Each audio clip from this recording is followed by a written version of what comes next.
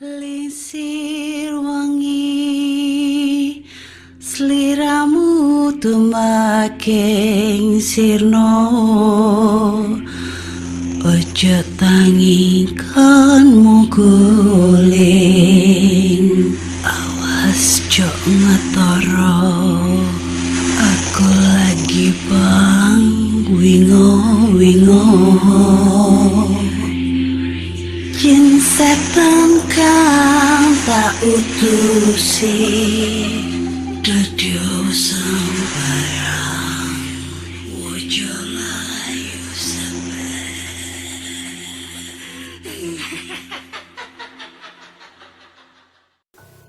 Hai Rek, yo apa kabare? Ketemu lagi dengan aku si Ana di podcast kisah horor. Dan kita bertemu di episode 320. Dan di episode kali ini akan membacakan cerita horor ataupun email berhantu yang sudah dikirimkan teman-teman melalui podcast kisah horor@gmail.com atau di Instagram podcast kisah horor serta Google Form yang linknya tersedia di bio Instagram podcast kisah horor. Jadi audionya jelek banget ya ini ya. Ini pakai mic yang ada di headset gitu. Karena laptopku iki kok bukan micku itu yang biasanya buat aku rekaman, kabelnya tuh nggak tahu kemana gitu. Aku bingung mau nyarinya, soalnya kemarin itu ada, kok ini tiba-tiba nggak ada. Udah aku cari kemana-mana nggak ada. Terus seperti biasa ya, jarang banget aku update episode terbaru ya, karena kemarin itu terakhir aku rekaman itu kan lagi ada di rumah sakit. Nah sekarang itu posisinya mamaku tuh lagi sakit banget dan aku harus nyari pekerjaan gitu. Iya sebenarnya sih belum belum dapat kerjaan sih, ini masih cari-cari kerjaan gitu karena buat kebutuhan mamaku gitu kan. Ya kayak kayak gini banget sih ya, kerasa banget ya kalau misalnya ditinggal sosok ayah, terus tiba-tiba kita berdua nih sendirian di rumah, apalagi aku tuh anak tunggal. Jadi tuh kayak mau ngapa-ngapain susah, mau ditinggal kerja itu juga kasihan mamaku di rumah sendirian. Tapi kalau misalnya aku nggak kerja, bingung nih dengan kehidupan sehari-harinya bagaimana kayak gitu kan. Jadi pusing juga sih ya. Tapi buat teman-teman semua yang emang kita sependeritaan, senasib gitu, apalagi kalian cewek, wah kalian hebat, kalian strong. Pokoknya aku doain kalian diberikan kesehatan selalu ya. Diberikan kelancaran rezeki supaya bisa ngebahagiain orang tua kalian, terutama eh, ibu ya. Kalau misalnya kalian tinggal sama ibu berdua doang di rumah. Terus gue juga minta bantuan nih buat teman-teman semua ya, terutama di daerah Surabaya kali ya, atau mungkin teman-teman lain yang butuh freelance yang WFH, mau berapapun kalian. Wah, aku promosi anjir, kayak berasa ini ya, menyedihkan banget aku.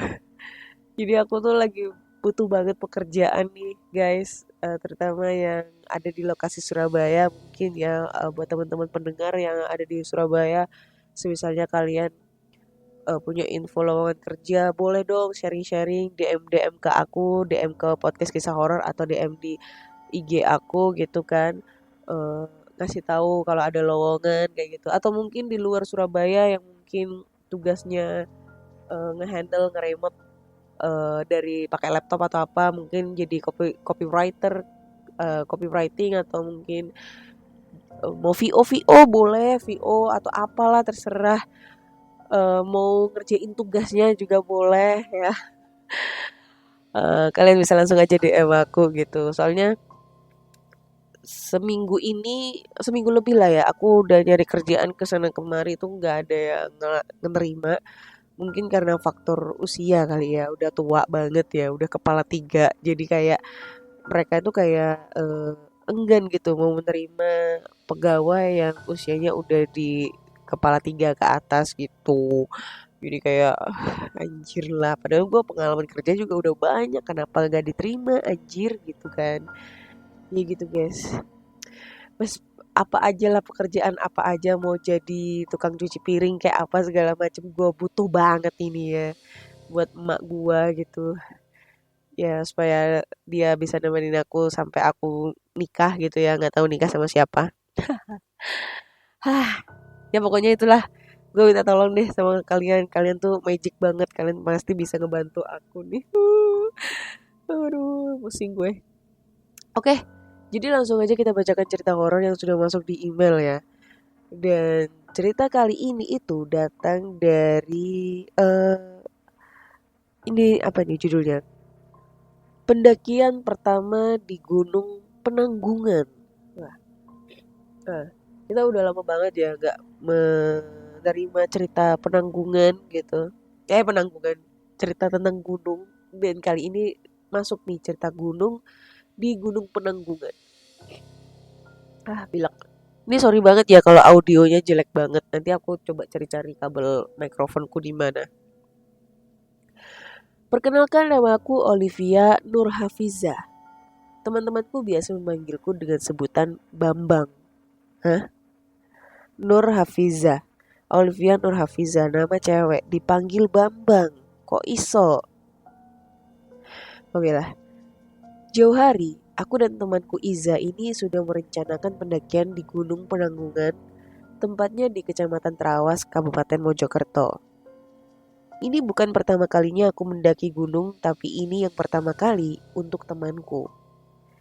Singkat cerita, pada hari Jumat tanggal 8 September tahun 2023, aku dan teman-temanku Iza memutuskan untuk mendaki via Tamiajeng. Pada jam 6, kami bersiap-siap menuju titik temu, yaitu di Benowo, Surabaya. Woi, cedek, Benowo Manuan, ngopi guys, ayo. Lalu kita melanjutkan perjalanan sampai di Mojokerto. Tak lupa, kami membeli sebuah makanan ringan dan air minum. Sampai di base camp jam 8:38 waktu Indonesia Barat. Kita langsung melakukan simaksi. Setelah melakukan simaksi, kita di briefing terlebih dahulu agar nantinya tidak salah arah, dan waktu itu kita memutuskan untuk tektok saja. Karena libur kerja hanya terbatas, jadi dihimbau oleh petugas jangan terlalu keasikan di puncak. Jam 3 harus sudah sampai puncak Bayangan dan langsung bergegas turun supaya tidak kemalaman. Karena waktu itu kita tidak bawa senter maupun headlamp. Pada jam 9 pagi, kita langsung melakukan perjalanan menuju pos 2. Tak lupa sebelum melakukan pendakian kita berdoa terlebih dahulu supaya diberikan kelancaran dan keselamatan. Waktu terus berjalan, tak lama sampailah di pos 2. Kita masih asik menikmati alam dan alam sekitar. Duduk-duduk santai dan sedikit berbincang-bincang soal bagaimana nanti ketika di puncak. Tak lama kita pun lanjut menuju pos 3, jalur masih biasa saja, tidak terlalu terjal, dan masih aman-aman saja. Hanya kita menemukan bekas orang bakar dupa di tengah jalur pendakian. Dari pos 3 langsung lanjut ke pos 4. Di situ mulai ketemu dengan banyak pendaki yang turun, dan yang naik waktu itu hanya kita berdua. Sampailah di pos 4. Dengan medan yang lumayan nanjak dan menguras tenaga, kita pun berhenti sejenak sambil mengisi perut dan melepas dahaga. Tak usah istirahat terlalu lama, kita pun melanjutkan perjalanan menuju puncak Bayangan. Di sepanjang jalan, kita berdua asik bercanda dan menyapa beberapa pendaki yang turun waktu itu. Tak terasa, sampailah kita ke puncak Bayangan. Dan sampai di puncak Bayangan itu menunjukkan pukul 12 siang. Kita memutuskan untuk beristirahat sejenak sambil berfoto dan bercanda gurau karena dilihatin segerombolan monyet selama perjalanan dan masih belum ada hal yang janggal sama sekali. Pada jam 12:30 kita memutuskan untuk lanjut ke puncak Pawitra. Pada saat itu aku membuat keputusan, bila mana nanti jam 13:30 belum sampai puncak, kita harus turun saat itu juga supaya nanti tidak kemalaman. Singkat cerita, sudah di tengah-tengah antara Puncak Bayangan dan Puncak Pawitra, entah mengapa di situ kita mendapati hal konyol, yaitu menemukan celana dalam cowok yang jatuh di tengah jalur pendakian. Tak lama kita lanjut terus sampai menemukan sebuah goa di sebelah kiri jalur. Kita pun melanjutkan perjalanan dan tak lama bertemu dengan dua pendakian cewek yang hendak turun. Tanpa berpikir lama-lama, kita pun bergegas melanjutkan perjalanan supaya nanti masih bisa nyusulin dua cewek tadi. Sampailah kita di Puncak Pawitra pada pukul 13:25 dan kita memutuskan untuk turun jam 13:30. Dan di situ bertemu dua cowok yang mau turun. Sampai di puncak, kita hanya berfoto lalu beristirahat sejenak supaya nanti pas turun masih bisa bareng sama mas-mas yang barusan turun. Jam 13:30 kita bergegas untuk turun karena kabut sudah mulai datang dan hawa dingin mulai menyapa. Tak lama dari perjalanan itu kami sudah melewati goa. Tetapi di situ kita mulai merasakan hal aneh di dalam goa. Seperti memancarkan sebuah aura atau energi yang mengajakku untuk masuk ke dalamnya. Tetapi waktu itu aku menghiraukannya karena aku sudah fokus ke jam yang terus berputar. Ternyata temanku juga merasakan di goa tersebut ada sekelompok orang di dalamnya. Waktu terus berjalan hingga menunjukkan pukul 14:45. Tapi kita masih berada di dekat puncak, padahal sudah berjalan lama. Iza yang mulai sadar jika kita berjalan lama, tetapi tidak sampai, dia pun berkata, "Mbak, ini benar jalannya. Kita nggak salah jalan kan?" Tanya Iza dan jawabku, "Iya, bener kok. Kita tadi lewat sini." Karena aku benar-benar masih ingat dengan jalan yang tadi aku lewati. Waktu menunjukkan pukul 15. Tapi kita masih berada jauh dari Puncak Bayangan. Sementara aku melihat dua cowok yang tadinya papasan di jalan sudah sampai di Puncak Bayangan.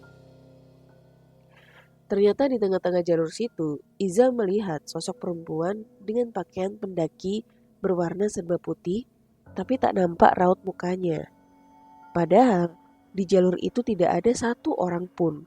Dan yang tadinya berangkat melihat ada Sidi di tengah jalur sekarang udah gak ada.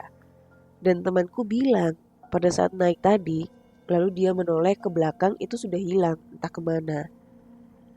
Di situ pikiran mulai agak goyang dan tidak tenang karena sudah ada beberapa kejadian yang janggal. Aku pun terus berdoa agar diberi keselamatan dan dimudahkan perjalanannya. Karena kita di situ itu hanya berniat untuk melepas penat.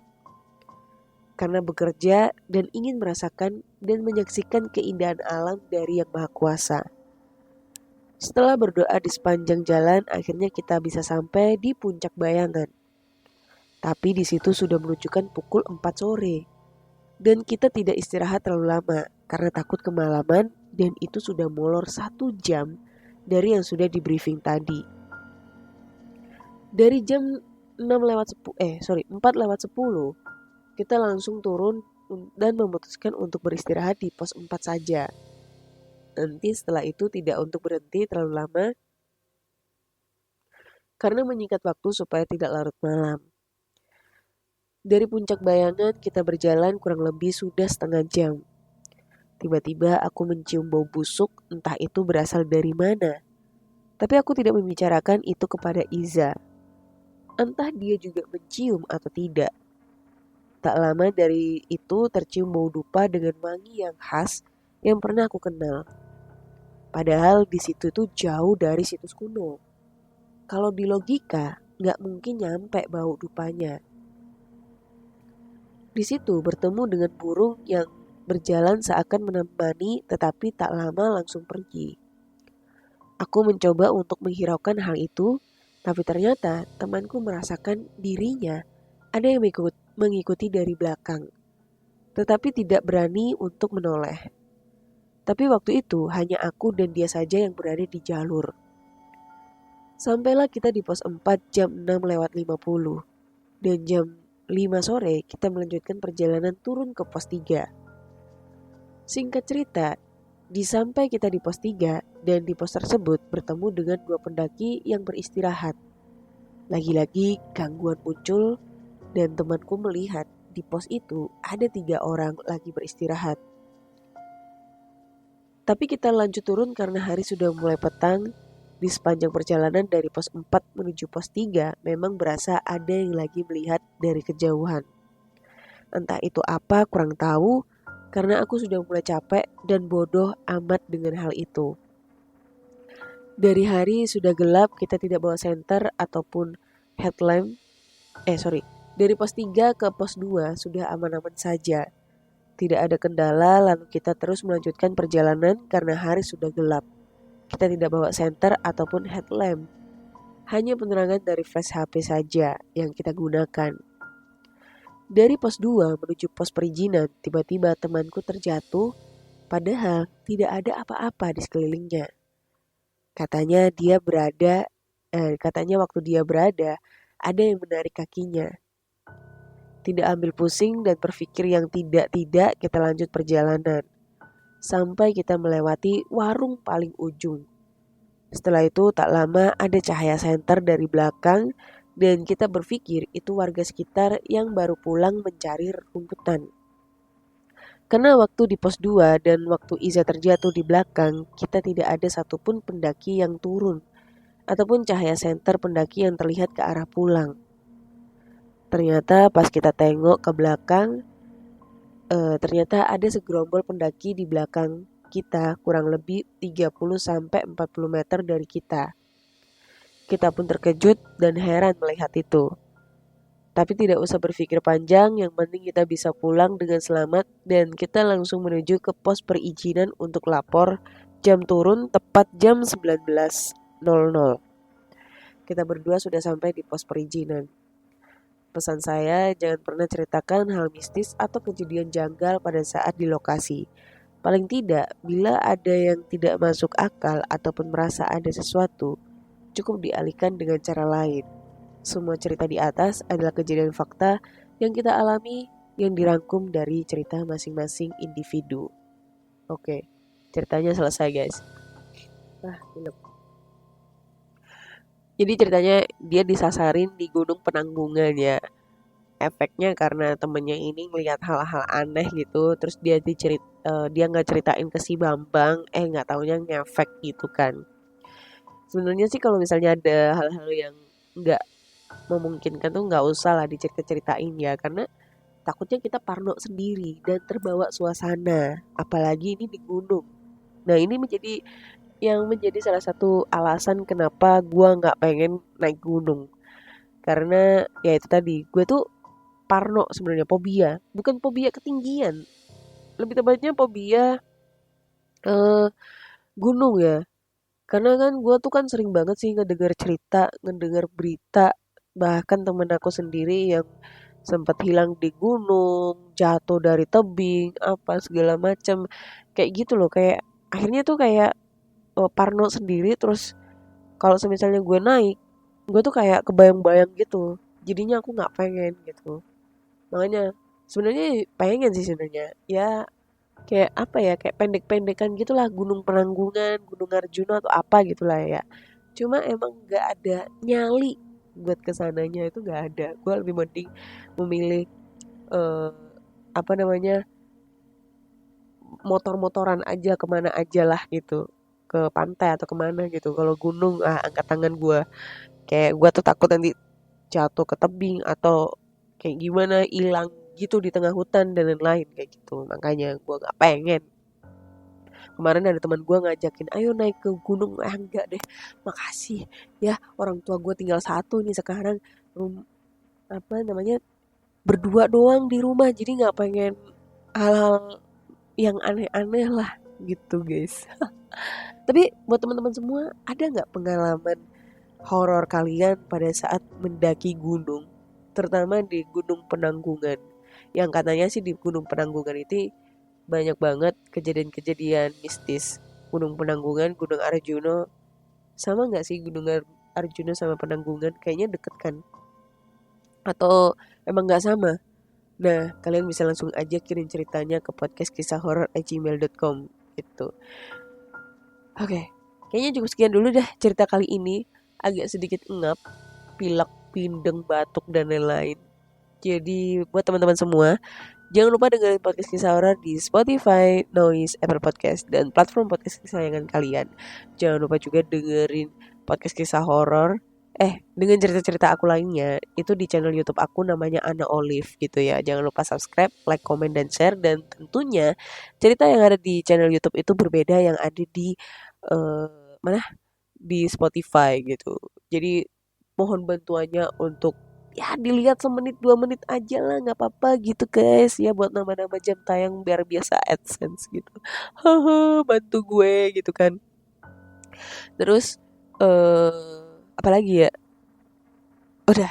Oh ya, kalau misalnya kalian pengen menyawer-nyawer kita ya, kita membuka Saweria nih ya.